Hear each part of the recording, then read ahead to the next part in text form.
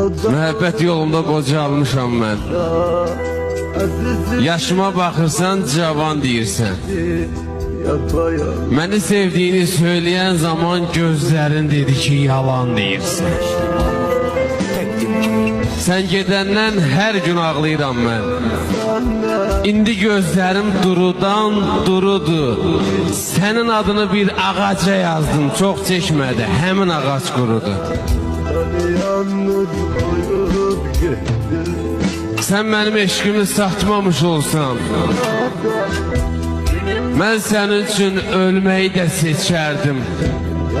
Dedim şərəfinə badə qaldırım, şərəfin olsaydı biraz içərdim.